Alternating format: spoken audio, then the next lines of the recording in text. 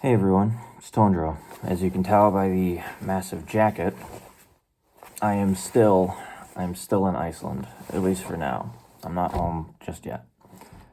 Well, home relatively. The Earth is my home. I just have to share it with everybody else, unfortunately. 8 billion roommates. Anyway, today I wanted to talk about what over 20 years of therapy has taught me. This is coming from the perspective of someone who has gotten therapy since he was a young man. I started going to therapy at the age of 5, and well, I only recently stopped going to therapy. I've had therapy off and on, of course. There were multiple years in a row where I wouldn't be in therapy, but the last therapist I saw was earlier this month. And I will get into the reasons why I stopped seeing certain therapists and whatnot. But I decided to make a 10-point list on what I've learned as someone who's received therapy from the age of 5 years old to 28 years old. Point number 1, they will pathologize and scrutinize you. You can be the most neurotypical person on earth, they will still find something wrong with you. They will pathologize and try to treat or cure you in some way, shape, or form. But if you were to ask any psychologist, psychiatrist, therapist, nurse, whatever, how many people they've cured in their profession, they will tell you zero. They will tell you zero because in the realm of psychology and psychiatry, I mean, me personally, I don't believe in it anymore, but the idea is that you treat the patient, but you do not cure them. I personally, I think that neurodiversity is just a different expression of the human experience, and I don't think that it's something that should be cured. I don't, like my autism, for example, I don't think that my autism should be cured. I think it should be no different than being left-handed. But they will pathologize that and they will scrutinize that to the nth degree. I've had therapists tell me that because I make eye contact enough times, I'm not autistic. There's therapists that I've had that scrutinize my autism and think that I'm trying to make things up. I've had them try to pathologize it and try to make it something that they can cure. I've had, insofar as the PTSD that I have, I've had them try to pathologize that, and I mean, it depends entirely on the doctor that I've talked to. I've had doctors tell me that they don't believe me whenever I expressed self-deletion ideation. They would just, I had this one therapist straight up tell me, no, I don't believe you because no one's ever that transparent about it. Or if you were planning on doing something, you wouldn't tell me. Which is just insane and irresponsible for her to say that, but oh well.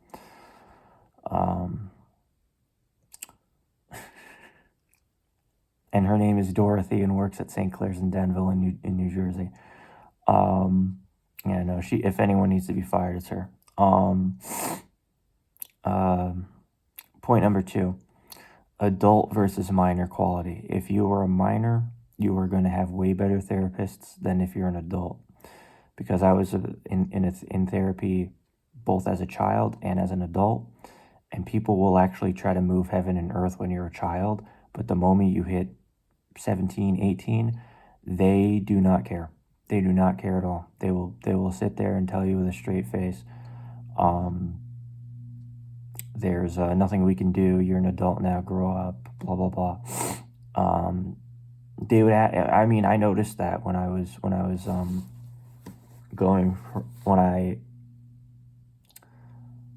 I went to therapy from ages 17 to 19, I noticed it was just a night and day shift. It was the therapist would ask me questions. They would try to engage with me on some level. They would ask me questions, or they would ask me more deeper questions like, do you think people, should have the right to do XYZ, whatever.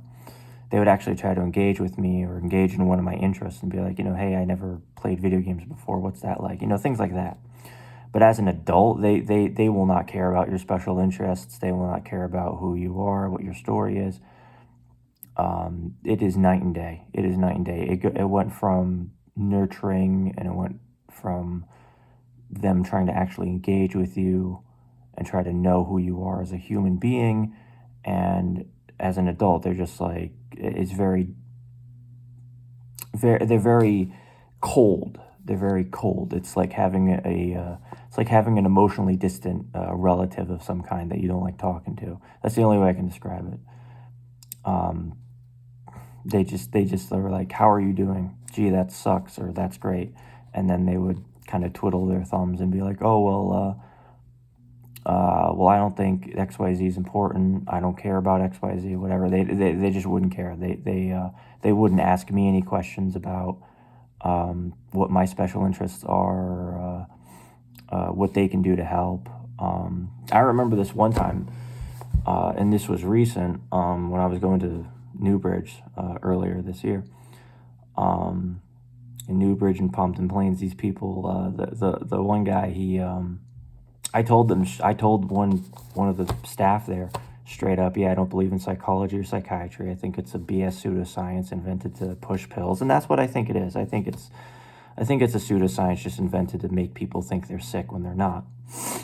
And she writes this down, of course, because they write that. That's another thing too, is they're always writing down shit in their notebook, and it's always just them talking shit. It's always, oh, he doesn't know how to dress. His beard is ugly. We don't like how his hairline's receding. Like they will talk shit. I'm not joking. Everything I just told you, they will write down, and they will talk all this nonsense about me. There's this when I get out of any kind of therapist, I put in a request for the medical records, which includes whatever they write down in their notebook. 9 times out of 10, it's just them talking shit about you. He doesn't know how to dress. He's a lazy bum that doesn't have a job. It's just personal attack. But I look in the notes, and they wrote down that I don't believe in psychology or psychiatry, and it said, and I quote, client doesn't believe in psychology. This is going to be a major hurdle for him. But did they ever once bring that up to me while I was in that program? No, they didn't, because they don't fucking care. Number 3, insurance is going to be the real determining factor on whether or not you get any help at all. Me, I'm on the poor person homeless guy insurance, so I don't have access to pretty much any therapist under the sun. If I had schizophrenia, if I had bipolar disorder, anything really serious, I probably wouldn't be getting any help. And for the longest time, I actually didn't get any help. I didn't have any meds. I didn't have any kind of therapist, anything at all. I just raw dogged my PTSD and autism, and I just coped with it. I would just do push-ups all day. Or I'd binge eat, I'd stress eat, I'd do whatever it was to get my mind off of my mental illness. And, medicate. And the thing is too, is they're just going to throw meds at the problem until it goes away. And that goes back to the pathologizing. And I'll talk about this on my next point, number 4, abusers are everywhere. Now, medically abusing people is the most common one. And what I mean by that is they will just throw meds at the issue and hope it goes away. I'll put it to you this way. The last time I was put in, when I was put in the nut house against my will, right, and I was not informed of any of my rights and whatnot, they changed my meds without telling me, and one of the things they put me on was fucking Ativan, which is a highly addictive benzodiazepine, but they didn't care. Overhand, underhand, sidearm, they were just throwing pills at me. They just throw pills at the problem until it goes away. They I don't even think they said the word PTSD around me in those 19 days I was up there. And that's just the surface level of it. And just as a side note, Prozac, I've been on Prozac like 2 or 3 different times in my life. Ketamine has done more for me than Prozac ever did in those 10 plus years. You couldn't pay me to get back on Prozac. I'd tell you to go shove it, and how deep, because yeah, no, ketamine all the way. If you have the ability to try ketamine at least once. It's great. It has undone all my trauma forever. I never crash out anymore. But yeah, no, if you find yourself punching drywall, try ketamine, because I no longer punch my drywall for it. But abusers are everywhere, and that's just, the medication side. I've had abusive nurses and staff and whatnot. I've had nurses tell me while I was in the psych ward that I caught charges when I didn't. I've had male therapists openly tell me and brag to me about the female clients that they are sleeping with. I've had therapists try to convert me to their religion and imply that I'm mentally ill because I'm not Christian anymore. I've had therapists tell me that people born in my generation are just genetically and neurologically different, so we're a race of psychopaths, as he said, that I don't feel emotion, blah, blah, blah. I've had them tell me that because I'm autistic, I'm dangerous because autistic people don't feel emotion, or they're all mass pew-pewers or whatever. I've had quite a few of them. Who were abusive. They would be abusive in a more like interpersonal matter, where they would like if I told them, hey, my dad hit me when I was a kid or whatever, they would say, well, maybe you deserved it, or something like that. Like I've had that happen, where it's like, well, you must have done something to piss off your father for him to beat you black and blue. So yeah, no, there's just abusers everywhere. This leads me into point number 5. They are like cops. They will scrutinize everything you say. They will scrutinize everything you do. They can and will look for a reason to actually narc on you and call the police on you. So a good example is if I have a roommate and this roommate does drugs, and I know there's drugs in the house. I say, hey, my roommate has a massive cocaine problem. It kind of pisses me off. They will not hear the fact that I'm pissed off about it. They will not hear the fact that I have gripes about it, or that I'm worried about a loved one. They will hear, oh, this guy has access to drugs. And they will use that as a means to throw me under the bus, break confidentiality, and have the police come to the apartment and search for drugs. They will rat you out to the cops, and if they cannot do that, they will act like cops. So if I say it in a session, hey, let's say, me personally, I don't drink, smoke, or use, but let's say for the sake of argument, I say to my therapist, Mr. Therapist, I started, stealing shots of vodka from my dad or whatever. My dad he didn't drink that heavily, but let's say, hey, my dad's an abusive drunk, and I steal some of his vodka. They will use that. They will then, if he doesn't break confidentiality on that, I noticed that they will use that later on as something to hold against you. So if I'm saying, well, I'm having a bad experience with so-and-so, my girlfriend broke up with me, they're going to say, well, you're stealing shots of vodka from your dad. You must be a horrible person for stealing, or you're just a drunk like your father, whatever. They will do whatever it is to take whatever your issue is and make it 10 times worse, because something you told them XYZ amount of sessions ago, they'll bring up something that you said 10 sessions ago and use that as a reason to antagonize you currently. A good example of this from my experience is I was hospitalized at 13, and my therapist, and I talked to my therapist, I said, well, I hate school, I don't want to go back to school, blah, blah, blah. And she said something along the lines of, well, if you don't like school, you're going to end up permanently stuck in the hospital, whatever. And like like a year later or so, she was saying some shit like, well, if your anxiety is, well, if you have trouble with your anxiety, you're gonna, she told me straight up, learn how to deal with it because you're gonna end up in the hospital again. Learn how to deal with your anxiety attacks because you're gonna end up in the hospital again. And she never once gave me any pills for the anxiety or anything. She just was like, fuck you, deal with it. Point number 6, HIPAA laws are a joke. The one time, a good example is this. I tell my therapist asks me, do I have any loved ones, anyone that I don't off myself for? And I say, yeah, I have a girlfriend. She's not from around here. And she asks me, okay, where's she from? So I say, well, the Czech Republic. And she, writes it down in her stupid notepad, and, because her handwriting is terrible, it looks like it says China.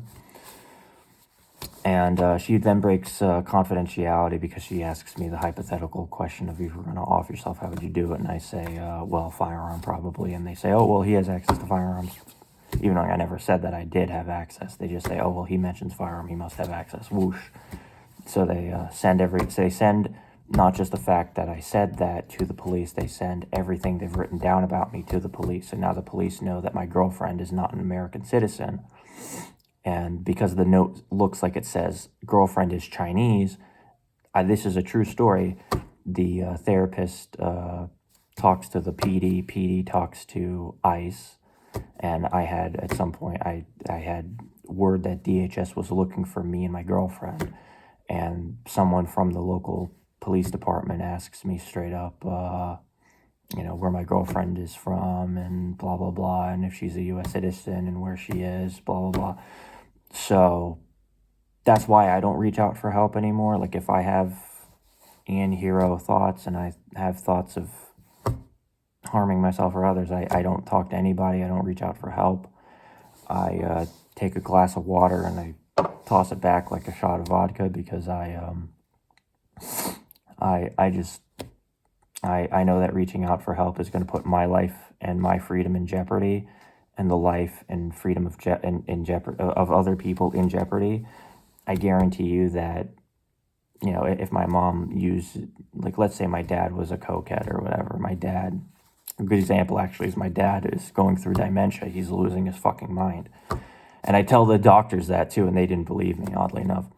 But my dad, he has dementia, and because of that, occasionally he will just steal shit. He will just steal shit, right? He'll just, for shits and giggles, he'll just steal shit. So if the pigs are going to be ratted out on me over some bullshit that I never said or did, and an alleged, some imaginary threat that I may or may not face because, allegedly, oh, he has autism, he must be a school shooter, right? Because of that, they might put my dad in jail because, one, my dad is not an as far as I know, he's not an American citizen. I don't know what his immigration status is. And two, they're gonna fucking sit there and say, oh well, he doesn't, his dad was caught stealing, so we think he's a thief too, blah blah blah. And much like cops, point number 7, they are not trained. They are not trained at all. I've had it where the doctor will tell me, yeah, I'm a licensed psychologist, blah blah blah. And then I'll do a background check on them, and they are not psychologists. They turn out to be social workers, or they turn out to be nurses, or they turn out to be I've literally had it where the person I'm talking to is just some jackass off the street with a high school diploma. I have had it where the person will say, Dr. So-and-so, a doctor in psychology from XYZ University. I will Google that university, and it will not exist. So some of them are just not trained.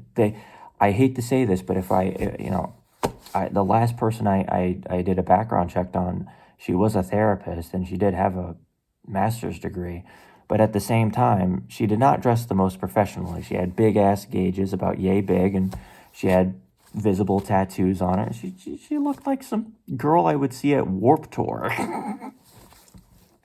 Sorry. Yeah, no, not all of them are trained. I remember for the longest time, because I had PTSD for about a solid year and a half. I even before I ran away from home and became a fucking wandering bum, right? I would ask for every therapist I knew, hey, do you have training in EMDR? Do you have training in PTSD? Do you have training in this or that? Can you do cognitive behavioral therapy, EMDR, integrated family systems? Can you do anything like that? No. Not at the hospitals, not at the private practices, not at the IOPs, not at the PHPs. No, nowhere, nowhere, nowhere, nowhere. So not all of them are going to be trained. I would say the vast majority of them are untrained. I would say a lot of them are, I hate to say this, but if I were to get a new one today, I would treat her as if she was I would treat them as if they were a untrained lunatic who just happens to have a lab coat, because I've had that happen before, where it turns out the person I'm talking to is not a trained professional. They're just some dude with a high school diploma and a lab coat, selling themselves as some sort of professional when they don't even have an associate's degree. They don't even have, they have like a GED or something. I've had it where I'm more educated than they are. So I rather not do that. And the few that are trained or whatever, like the last therapist I have, point number 8, many of them will just brown nose you, and they will just act like ChatGPT. The last therapist I had that I stopped seeing this year, she was like ChatGPT. She was like ChatGPT for a solid like month I saw her, and for the entire month I saw her, she was just brown nosing me. Anything I said, she said, "Oh, that's valid. Your feelings are valid." That was her favorite word. Valid, valid, valid. I have a complaint. I'm talking about my mental illness getting me fucked up. I don't feel safe at my parents' house. I'm stuck in limbo, whatever. Any fucking thing I said, she would fucking say that's valid. I could tell her the sky is red and I'm hearing voices. She would kiss my ass and tell me the sky is indeed red and the voices are indeed real. A lot of, I hate to say this, but I hate to say this because I hate AI. I hate AI. I hate ChatGPT. I hate the damage it does to the environment and to people. I fucking hate AI, right? But to be honest, as someone who's had a chat bot here and there, I'm going to be honest. I've had better therapy from a Charlie Morningstar chatbot on Janitor AI than I ever did with a flesh and blood therapist. That is how cooked we are. So if you really want therapy, honestly, you're better off. I hate to say this, you're better off using ChatGPT. Point number 9, group therapy and their day programs, PHPs, IOPs, whatever groups and programs and shit. All it does is give your drama an audience. What do I mean by that? Well, from grade 6 to grade 12, I was in a preparatory school and we had group therapy every day. And all it did was give my issues an audience for the other kids to look at and to scrutinize. If they didn't like me, they would scrutinize me and have more ammunition to bully me later. Or they would gossip about it or what have you. And the same thing with group is, and I've noticed in the adult world with adult groups, it's the same fucking thing. It's the same fucking thing. It's the same thing. All it is it gives whatever drama is happening in your life an audience. A good example of this is, I hate to harp on it, but okay, better yet. In early December, the IOP/PHP I was going to, before I was kidnapped off the street, before I was arbitrarily detained, I was going there, and one of the people there, one of the people there was stressing out over, oh, my wife is cheating on me or whatever, blah, blah, blah, blah, blah. I can't remember what his issue was, honestly. But not even 2 days later, I'm outside and two of the guys are out there smoking, and they're having their smoke break, and of course the two patients are yapping about what was brought up in group the other day. All it is just a drama mill. It just creates more fucking drama. And I just don't have time for that kind of shit. That, and I've never gotten anything out of group therapy. Not once in the nearly a decade I've been to group therapy, in and out. Not once has anyone given me any kind of advice that I could live on, or any kind of advice that I found useful. All it did, everyone would just be like, "Oh, that's sad. We're sorry. You're going through that." Blah blah blah, and then they would move on to the next person to bitch and moan. I hate group therapy, genuinely. If I was court ordered to do it, I would tell the judge straight up, no, put me in jail. I'd rather, unironically, this is not admissible in court, but if I'm ever court ordered to go to therapy, I'll take double it and give me jail time. If the court ordered me to go to 90 days for, group therapy, anger management, whatever, I'd say no. Forget 90 days, give me 180 days in jail. Give me 200 days in jail. Fuck that shit. But yeah, no, group therapy is just a means to give your drama an audience and make you feel sorry for or better about yourself because you have a bunch of strangers telling you you're going to be okay. If I wanted to, instead of group therapy, I recommend going on TikTok and just creating vent posts. Some fucking Russian or Bangladeshi bot will soothe your soul, I promise. I hate to say that, but that's just the truth of the matter. Why would I go to the group therapy and talk to a bunch of people that aren't going to help me when I can go on TikTok and give my drama and my personal life a massive fucking audience by just shit posting on the internet?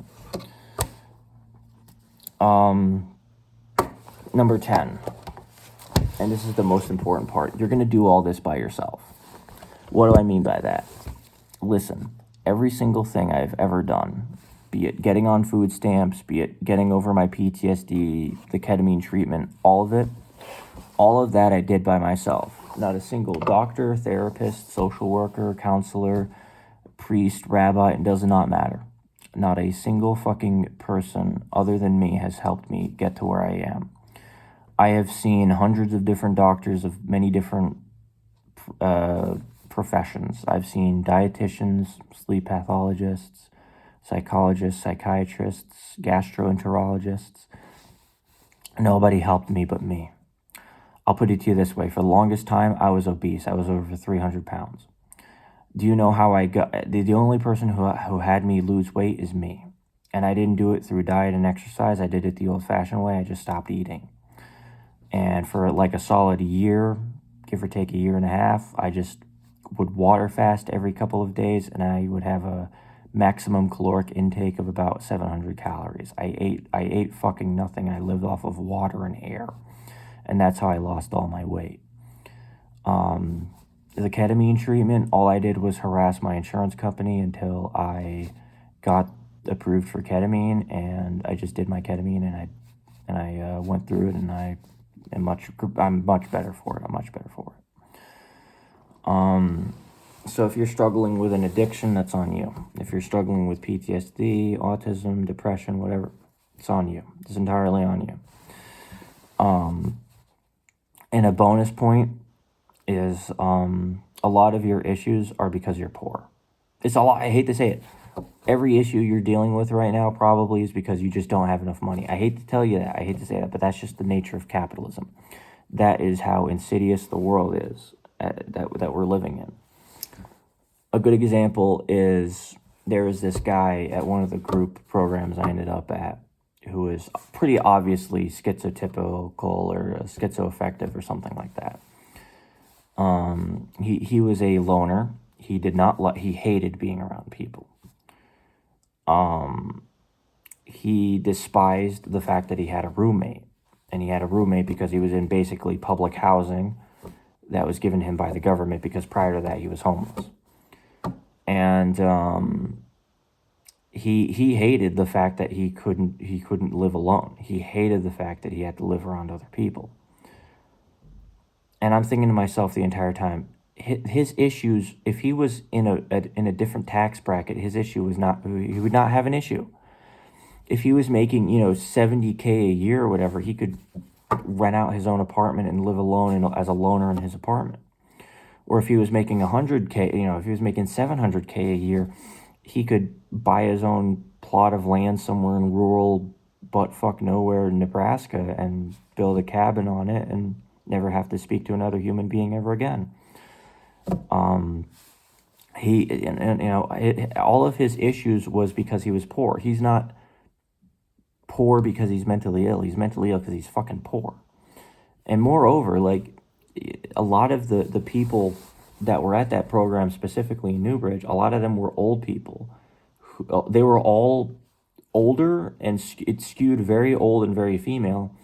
And the reason why that is because when you're an old lady, your bones are all frail and whatnot, so you don't have the physical strength to hold down a job anymore. It goes back to ableism and classism and poverty being used as a weapon to hurt people. That's all it is. They would not be at that day program if they were making an extra 100K a year and they were 20 to 30 years younger. That's just the truth of the matter. And all of their issues that they brought up, like, oh, I can't get anywhere because I don't have a car, blah blah blah. Well, in the group, I'd ask them, well, why can't you get a car? And they say, well, I don't have the money. Why don't you have the money? Because I don't have a job. I don't have the job because I'm old and frail. It goes back to it's all socioeconomics. These people are fucking poor. They're not mentally ill. They're poor. They are struggling with poverty. We got to get rid of poverty. If you want, to any government official, to the FBI agent that's probably watching this or whatever, because you never know.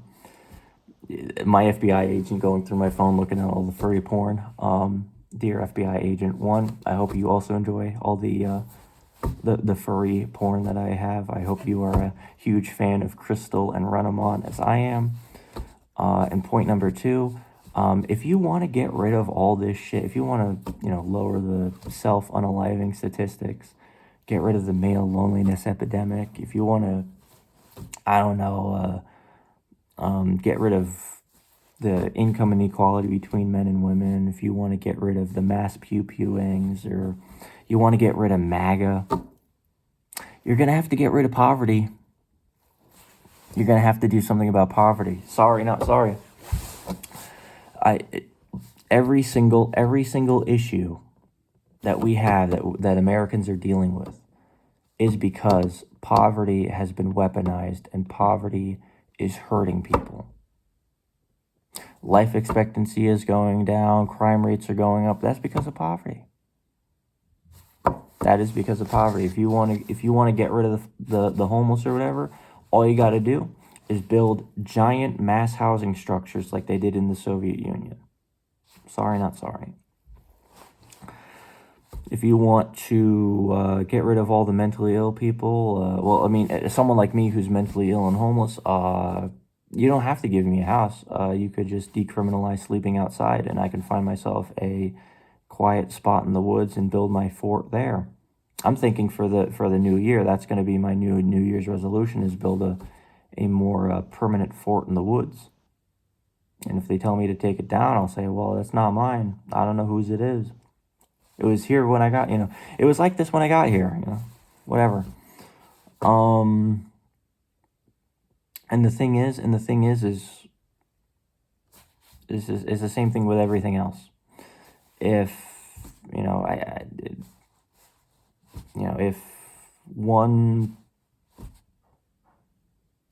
one person is struggling with, I hate being around people, blah, blah, blah.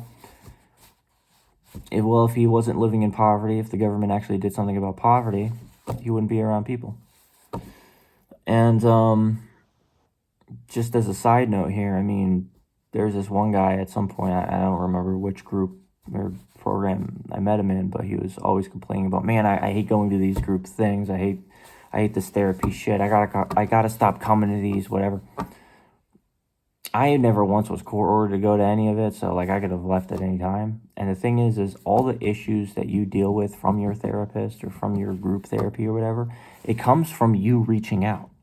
So me, I know that I'm never going to be involuntary or anything like that, or I'm never going to be, I'm never going to have to deal with a therapist ever again because I'm just never going to reach out for help. I'm never going to put myself in that position where I'm going to have a bunch of untrained lunatics with nurse scrubs on who think that they know everything about everything and are going to, treat me as a dangerous person because I have autism.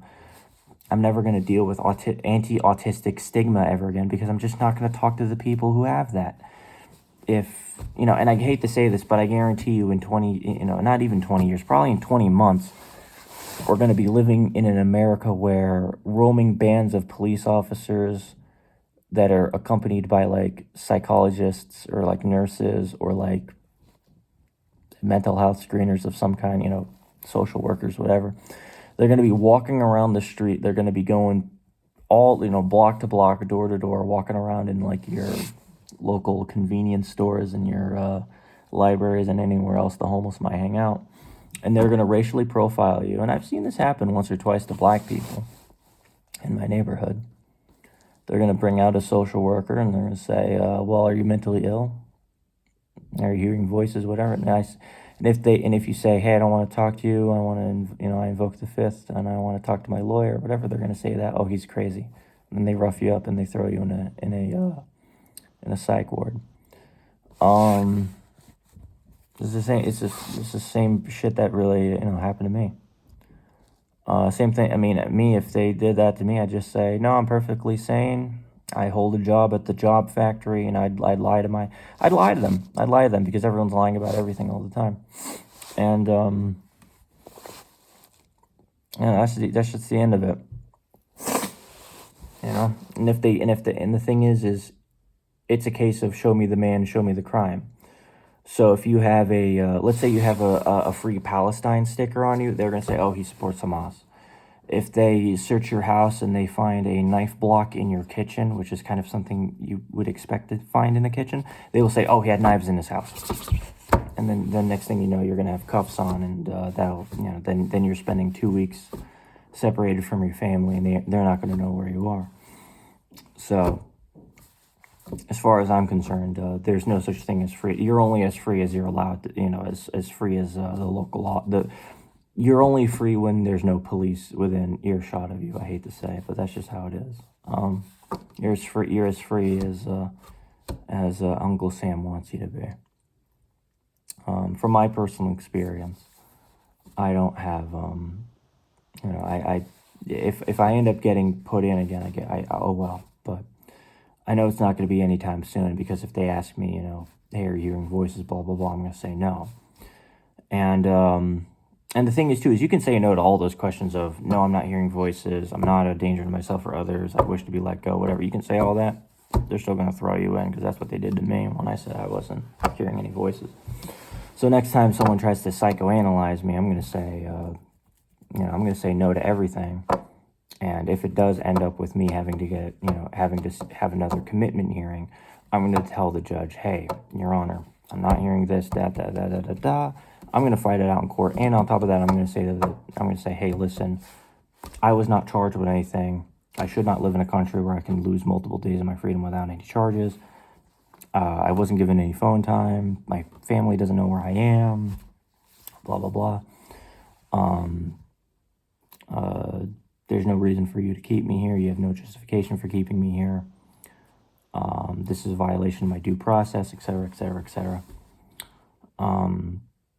I don't know. I mean, it depends on what state you're in, too, but honestly, look up local laws and whatnot. And typically speaking, you're supposed to have an attorney with you. I not once ever had a chance to talk to my attorney on half of this shit. So, oh well. But generally speaking, if you tell the judge, hey, listen, I want it on record that I'm not, that my rights are being violated. I haven't had access to an attorney or any kind of legal representation. Typically, 9 times out of 10, a judge will listen to you on that, because even if it is a civil matter, typically if you request a lawyer and one is not given to you, or you tell them, hey, I'm in the hospital, and they have refused to give me an ombudsman or any kind of legal rep. Hospitals are in vast majority of states in the U.S. A hospital is legally required to give you an ombudsman upon request. That's not legal advice, but seriously, look up the laws in your area.